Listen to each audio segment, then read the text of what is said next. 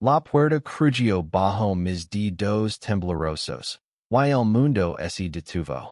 Ali estaba Javier, mi mejor amigo, durmiendo en su cama con una despreocupación que me robó el aliento. Su herramienta, como él solía bromir en nuestras charlas de barracara, estaba a la vista, y yo, Mateo, de 25 años, sentí que el suelo se desvanecía bajo mis pies. Era una noche cálida de verano en Ronda, el pueblo andaluz donde crecimos juntos. Las calles empedradas guardaban los ecos de nuestras risas de infancia, de las veces que trepábamos los olivos, y sonábamos con escapar de este rincón olvidado. Pero ahora, en su pequeña habitación, con el olor a lavanda y sudor impregnado en el aire, no había escapatoria. Mis ojos, traidores, se negaron a apartarse de él.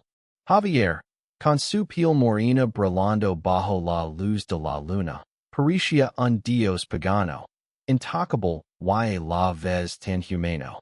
No era solo su cuerpo. Era la forma en que su pecho subía y bajaba, la vulnerabilidad de su sueño, la confianza ciega que siempre había depositado en mí. Habíamos compartido todo. Los primeros cigarrillos robados, las confesiones a media voz sobre chicas que nunca nos miraban dos veces, las noches de flamenco en la plaza del pueblo. Pero esto era diferente. Esto era un secreto que yo llevaba años enterrando. Un amor que me quemaba por dentro cada vez que él me miraba con esos ojos oscuros y me decía hermano. Nunca le conté que no era solo mi hermano. Que, para mí, él era el sol, y yo un planeta atrapado en su órbita. Me quedé congelado en el umbral, con el corazón latiendo tan fuerte que temí que lo despertara. Había ido a su casa para devolver una chaqueta, una excusa absurda que me había inventado para verlo. Pero ahora, viéndolo así, todo en mi gritaba que huyera, o que me acercara. No sabía cuál de las dos opciones era más peligrosa. Mateo, su voz rasgó el silencio, somnolienta pero firme. Sus ojos se abrieron, y el pánico me atravesó como un relámpago. Me di la vuelta, dispuesto a correr, pero su mano atrapó mi muñeca. No dijo nada más, pero su mirada, esa mezcla de confusión y algo que no pude descifrar, me clavó en el sitio. En ese momento, supe que algo había cambiado. Para siempre. Los días siguientes fueron un torbellino de silencios incómodos y miradas esquivas. Javier no mencionó lo que pasó, y yo tampoco. Pero algo se había roto. O tal vez se había abierto, como una grita en una presa a punto de desbordarse. Seguíamos viéndonos en el bar de la plaza, con nuestros amigos de siempre, riendo y bebiendo como si nada hubiera pasado. Pero cada vez que sus dedos rozaban los míos al pasar una cerveza, sentía un incendio en mi pecho. Ronda seguía siendo la misma. Las casas blancas reluciendo bajo el sol, el aroma de las naranjas en el aire, el tanido de las campanas de la iglesia marcando las horas. Pero para mí, todo era diferente. Javier, que siempre había sido el alma del grupo, el que hacía reír a todos con sus historias exageradas, ahora parecía observar más de lo normal. Sus ojos se detenían en mí un segundo de más. Y yo no sabía si era paranoia o si él también sentía la corriente eléctrica que nos unía. Una noche, después de unas copas de más, me acorraló contra la pared del callejón detrás del bar. Su aliento olía a vino tinto, y su voz era un susurro áspero. ¿Qué te pasa, Mateo? Por que me miras así? No supe que responder. Quis gritarlo que lo amaba. Que cada día sin decírselo era una tortura, pero las palabras ese iteraron en mi garganta. En cambio, balbucí algo sobre estar cansado y mi escape, dejándolo solo bajo la luz tenue de una farola. Esa noche, en mi cama, no pude dormir. Mi pregun si había arruinado nuestra amistad.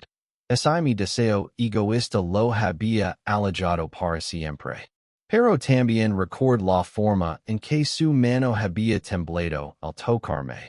La chispa en sus ojos que no era solo enojo. Si Javier también estaba luchando contra algo que no entendía. Una semana después, no pude soportarlo más. Era un domingo, y el pueblo estaba en silencio. Como si incluso las cigarras supieran que algo importante estaba por pasar. Lo encontré en el mirador, ese lugar donde solíamos sentarnos a hablar de todo y de nada, con el barranco de ronda extendiéndose ante nosotros como un abismo infinito. Javi, tenemos que hablar, dije, con la voz rota. Él no me miró. Sus manos estaban apretadas contra la barandilla, y su mandíbula estaba tensa. Pero asintió, y eso fue suficiente. Lucani to do.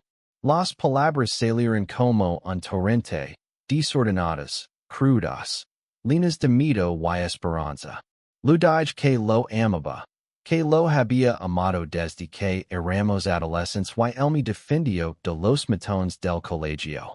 Lo dije que cada risa suya era un regalo. Que cada noche que pasábamos juntos era una agonía porque no podía tocarlo como quería. Lo dije que lo sentía. Que no quería arruinar lo que teníamos, pero que ya no podía mentir.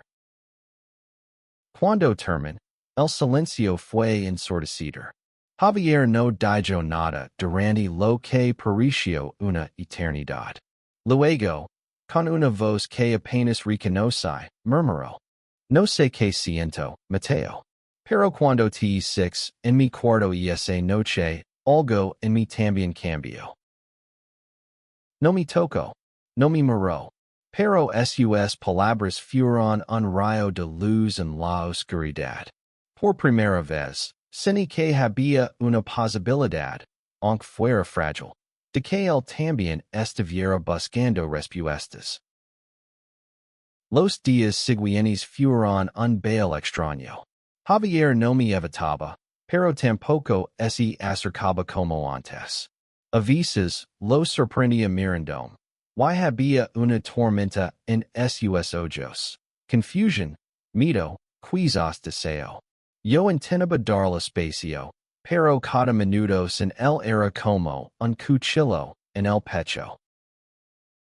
Una noche, durante una fiesta en casa de un amigo, todo explotó. Habíamos bebido demasiado, y la música flamenca lenaba el air con su lamento apasionado. Javier, con el rostro enrojecido por el alcohol, me arrastró al patio trasero y me besó. Fue un beso torpe, desesperado, lleno de anos de cosas no dichas.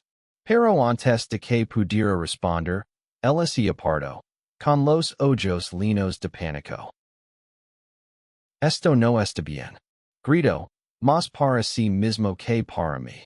Yo no soy como tú.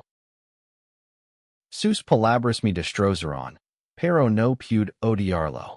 Vi el miedo en su rostro, el mismo miedo que yo había sentido durante años. Lo dije que lo entendía, que no lo prisionaria, pero que siempre estaría ahí. Luego me fui, dejando mi corazón en pedazos en ese patio. Javier desapareció durante días. No contestaba mis mensajes, no aparecía en el bar. El pueblo, que siempre había sido nuestro refugio, ahora se siente como una jaula. Los rumores comenzaron a circular. Alguien nos había visto en el patio, y las lenguas afaladas de ronda no perdonaban. Maricon, susuraban algunos. Pecado, dicen otros. Yo los ignoraba, pero cada palabra era un recordatorio de lo que estaba en juego. Finalmente, lo encontré en la iglesia, de todos los lugares. Estaba sentado en un banco, con la cabeza entre las manos. Me senté a su lado, y por primera vez, hablemos de verdad.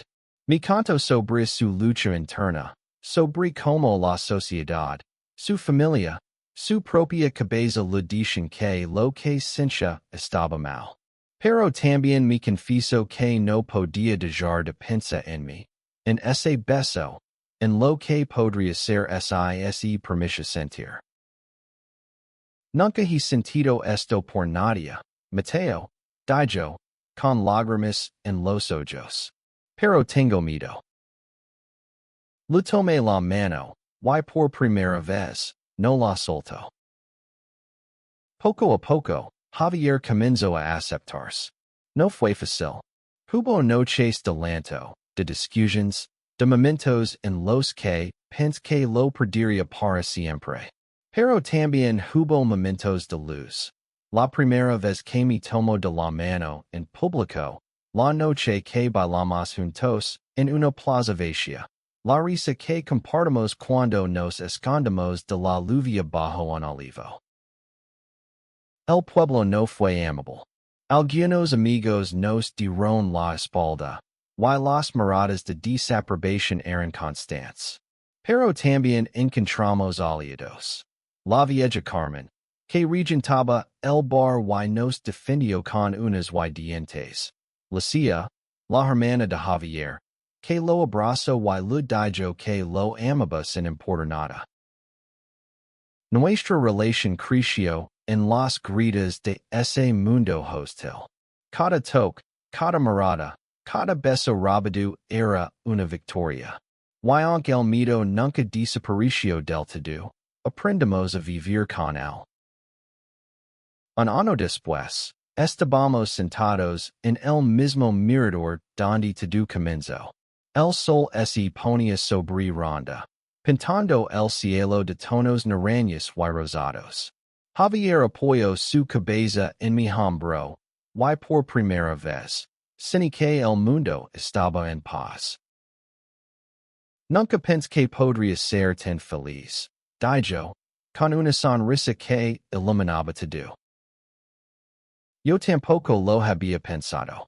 Habíamos enfrentado el rechazo, el miedo, la incertidumbre, pero aquí estábamos, juntos. No era el final de nuestra historia, sino el comienzo de algo nuevo. Decidimos irnos de ronda, buscar un lugar donde pudiéramos ser nosotros mismos sin temer. Pero levaríamos con nosotros el olor de los olivos, el eco del flamenco, y la certeza de que el amor, cuando es verdadero, puede cambiarlo todo. Porque al final, no se trataba solo de Javier y yo. Se trataba de ser valientes, de elegirnos a nosotros mismos, de encontrar un hogar en el corazón del otro. Y eso, más que cualquier otra cosa, era lo que hacía que todo valiera la pena.